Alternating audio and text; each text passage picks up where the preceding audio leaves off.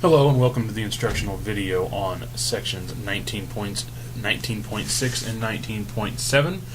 They involve applications involving powers and roots. So we're going to get right into it here. We're going to solve some equations.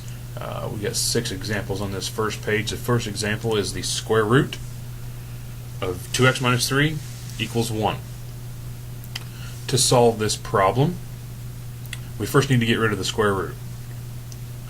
And the way to get rid of the square root is to square it. What we do to one side, we must do to the other side. Okay? So when we square here on the left side, it gets rid of the root.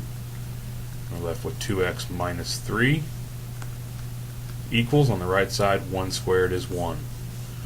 So now it's just like a regular equation. We solve, we're going to add 3 each side. So we're going to get 2x equal to 4.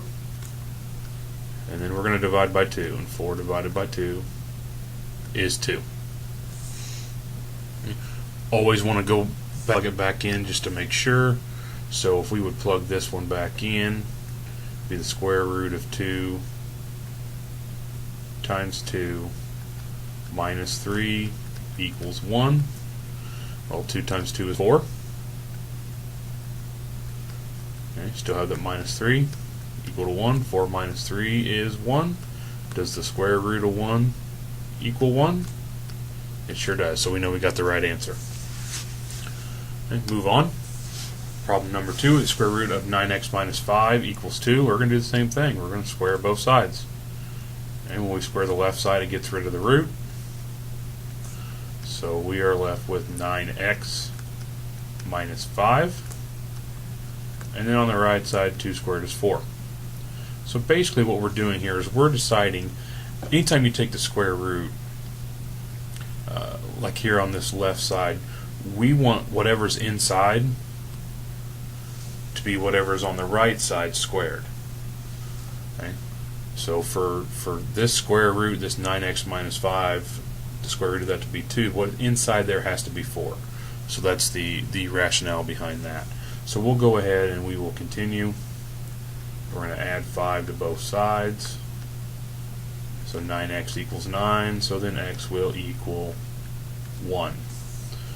So we can go back and double check. So we have the square root of 9 times 1 minus 5. And does that equal 2? Well, 9 times 9 is 1. Or, excuse me, is 9. And then 9 minus 5 is 4. Does the square root of 4 equal 2? Yes, it does. So here we got a couple problems that look a little bit different. Number 3, before we square, we need to make sure we get the square root by itself. So we are going to need to subtract 12 from each side first. So when we do that, I'm going to get the square root of 4x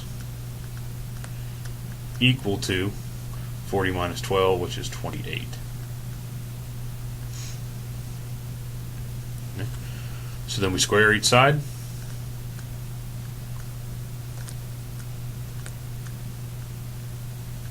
So I'm going to get 4x equal to, punch 28 into your calculator and square it, and you'll get 784. Then we're going to divide each side by 4. And that will tell us that x equals 196. Okay. So if we plug that back in, so square root of 4 times 196 plus 12 equals 40. So when I do that, 4 times 196, once again, punch that into your calculator, it's 784. We're going to add 12 to the square root of that, and that should equal 40.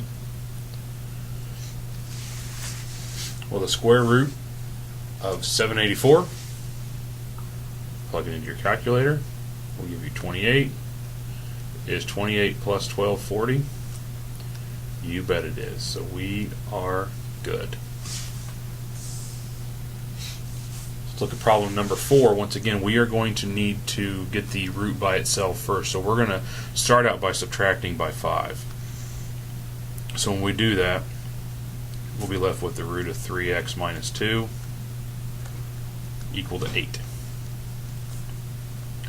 If you square both sides, we're going to get 3x minus 2 on the left side, and 8 squared is 64. So let's go ahead and denote that I did that. I apologize, I skipped a step. So we squared both sides. So then we're going to add 2 to each side. 3x will then be equal to 66. And then when we divide by 3, we should get x equal to 22. Let's go ahead and check our work. So we have the root of 3 times 22 minus 2. Then on the outside, plus 5 equals 13. And 3 times 22 is 66. Okay. I'm going to subtract 2 from that, take the root, add 5, and that better equal 13. So 66 minus 62 is 64. Square root of 64 is 8. We're going to add 5 to that, and do I get 13? Yes, I do. So we know we're good. So our next two examples are a touch different. If we look here, we get the square root on number 5. The square root of 2z equals negative 4. And anytime we take a square root, we cannot get a negative number. So we don't have to do anything for this one. We can just go ahead and say that it is no solution. Okay? You cannot take a square root or any even powered root and get a negative number. So here, problem number 6, we have the square root of 9y minus 4. I'm going to add 9 to that, and that better equal 6. Well, once we start to get this problem going, we have to subtract the 9 from each side. So we get the square root of 9y minus 4, and then 6 minus 9 is negative 3. We just discussed we cannot have a negative when we're taking the square root, so the answer to number 6 would be no solution. Let's move on to the next page. Got a couple more here. Number 7, we're taking the cubed root of x minus 5 equals 2. Okay. A lot of time, last time we were taking square roots, we squared each side. So if we're taking cubed roots, we're not going to square each side. That won't do anything for us. We need to cube each side. Okay. So if I cube both sides, on that left side, I'm going to be left with x minus 5, and the right side will now be 8, because we want what's inside here, what's inside the radical, to be the cube of what's outside. So now it's simple. We just add 5 to each side, and we get x equals 13, just like the square root. We can double check our work with cubed roots. So I get the cubed root of 13 minus 5, and that better equal 2. 13 minus 5 is 8. Is the cubed root of 8 2? Yes, it is. So we know we are correct on that. It's very important to always check your work. Especially when we're in the even roots, if we get something underneath the radical that's a negative, we can't really deal with it. So that would be a false answer, but we haven't had any of those yet. So let's look at number 8. Now before, when we take the square root and equal the negative number, we said we had no solution. But anytime we have a cube or any odd root, we can have a negative answer. So what we're going to go ahead and do is we're just going to cube it, like we did before. And we will also cube the right side. When I cube that left side, I get x minus 5. When I cube the right side, I get negative 8. Negative 2 times negative 2 is negative 4, or is positive 4. Positive 4 times negative 2 is negative 8. So now when I add 5 to each side, I should come up with x equals negative 3. Once again, check my answer. I want the cubed root of negative 3 minus 5, and I want that to equal negative 2. Well, negative 3 minus 5 is the same as negative 3 plus negative 5, so that's going to become the cubed root of negative 8. The cubed root of negative 8 is negative 2, so we have that correct. Alright, going to move on to the next two, and we're dealing with fourth roots this time. So when we had a square root, we squared both sides. When we had a cubed root, we cubed both sides. So if you're going ahead and guessing that we're going to take each side to the fourth power, you are 100% correct. Okay. So once we do that, we're going to be left with 4y minus 5. And then 3 to the fourth power is 81. Punch that into your calculator and you can figure it out. So now we're going to add 5 to each side. So 4y is going to equal 86. And we divide each side by 4.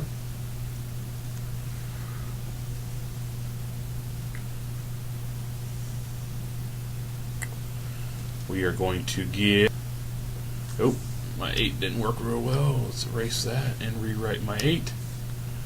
We are going to get 86 over 4. We can simplify that. Both of them are divisible by 2. Should get 43 over 2. Okay. Make sure you go back and check your answer on all of these. With this one, back my answer, I want the fourth root. And then I'm going to go ahead and use the 86 over 4 since I multiply 4. That's just going to make it a little bit easier. So if I multiply 4 by 86 over 4, I'm just going to get the 86. So it makes it a little bit easier. But you get the same answer if you multiply by the 43 over 2. We're going to come up with the fourth root of 86 minus 5. And does that equal 3? Well, it sure does, because we get the fourth root of 81, and we know that that's 3. A quick way to do fourth roots in your head, the way I do them, is I take the square root twice. So on this one, I take the square root of 81, which is 9, and the square root of 9, which is 3. That's how I easily get a fourth root. Let's look at number 10. Once again, before I want to take anything to the fourth power, as you see, I started to do stuff just a touch too quickly. What do we need to do first? Well, first we need to subtract 22 from each side. See, don't get in too much of a hurry like I did there. I made this problem and I still made a mistake. So we're going to get 9z minus 1. When we subtract 22 from each side, that'll be a negative 17. And remember what we said earlier, anytime we have an even root, we can't have a negative number. So the fourth root of 9z minus 1 equals negative 17 will have no solution. Let's move on to the next page. We're going to look at the Pythagorean theorem here, because they're all probably pretty familiar with this. If not, it'll come back to you quickly. The Pythagorean theorem is a squared plus b squared equals c squared. Okay?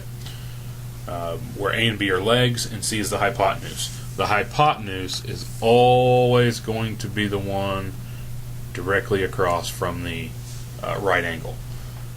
And a and b are interchangeable. So let's find the missing side. Let's work some examples out here. So we have two examples, 11 and 12. On 11, I need to denote which one's A, B, and C. The X will be the C because it's directly across from the right angle. And then I'll just make 4 the A, and I'll make the B 3. So when I get my A squared plus B squared equals C squared, I can substitute in a 4 to do 4 squared plus 3 squared, and that will equal my x squared. 4 squared is 16, 3 squared is 9, 16 plus 9 is 25. We take the square root of x squared, we get x, and we take the square root of 25, we're going to get a plus or minus 5. So we're going to get two answers. You get plus 5 or minus 5. This 5 squared is 25, but negative 5 squared is also 25. But we're with a measurement here, correct? We can't have a negative measure. So our only real answer will be x equals 5. So if we look here at number 12, now direct across from the right angle is the hypotenuse, which is going to be 13.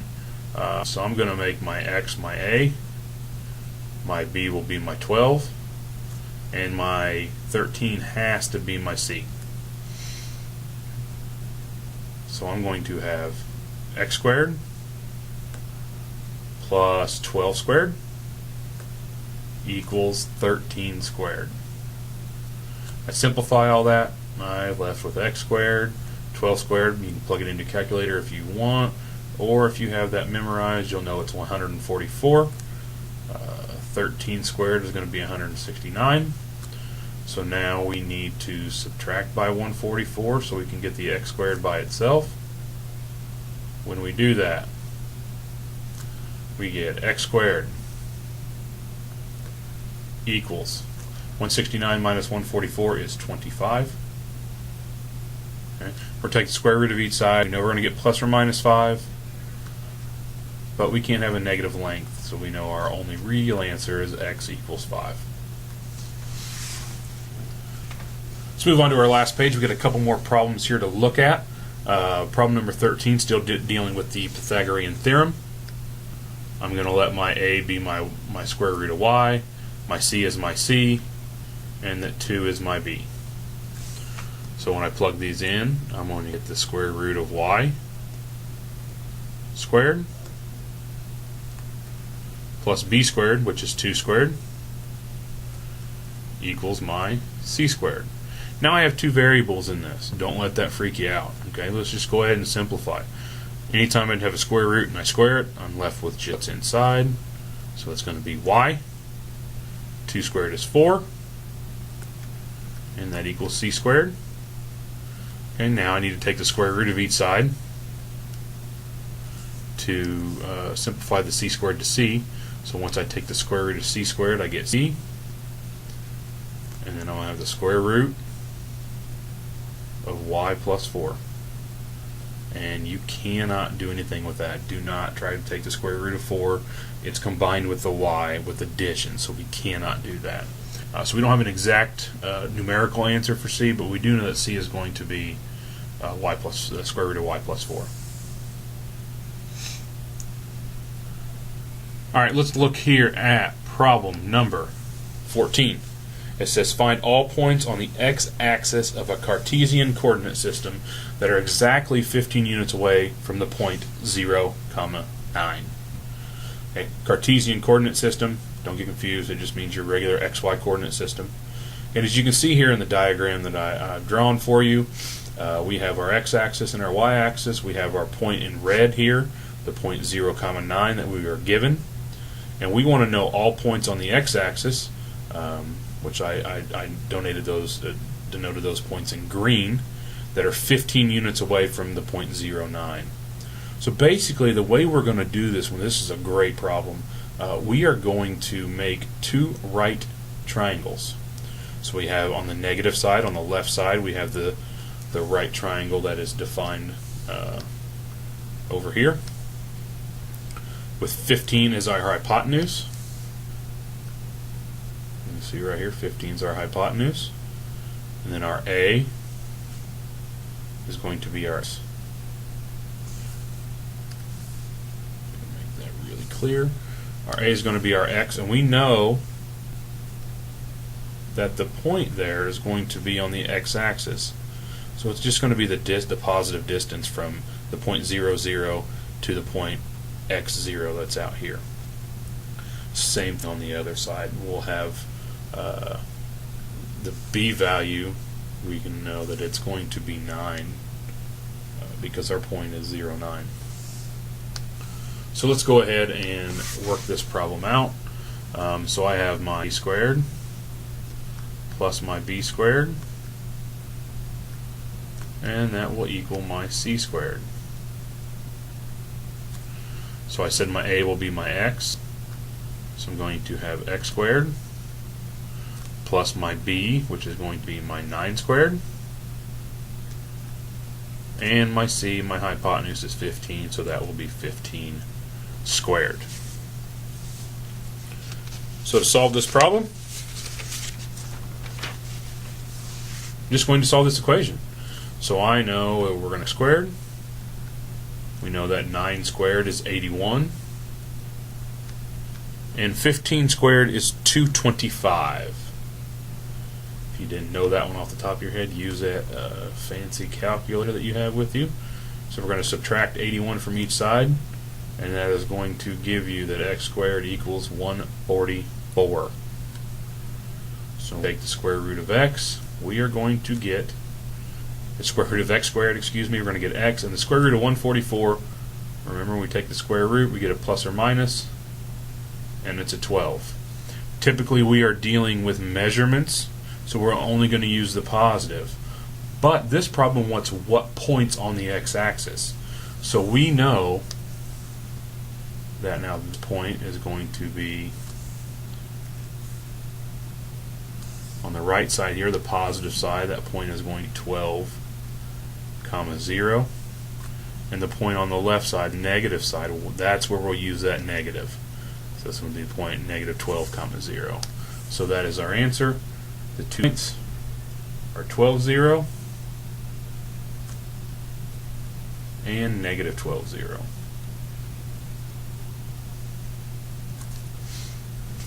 Alright, thank you for listening to this instructional video on sections 19.6 and 19.7.